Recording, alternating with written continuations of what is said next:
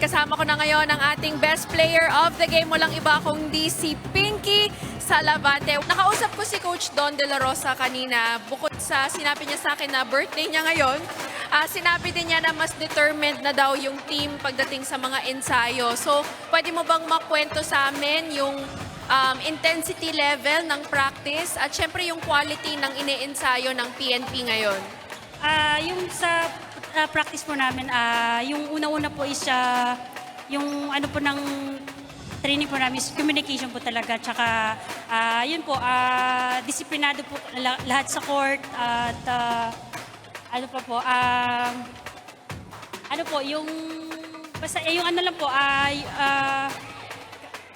tulong-tulong po yung ginagawa po namin sa loob ng court. Yun po, kahit gano'ng kahirap po yung ano namin is yun, tuloy-tuloy pa rin.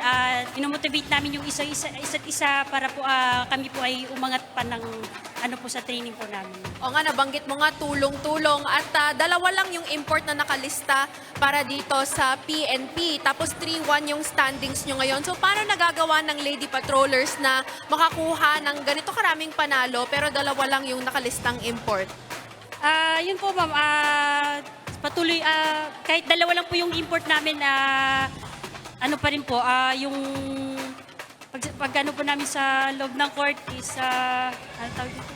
Step up po, regular play namin, kailangan po na, ano pa po, kahit ganun po yung ano namin, is, yun, yes po, parang kahit dalawa lang, parang halos lahat na lang, ano na po, ano po yung...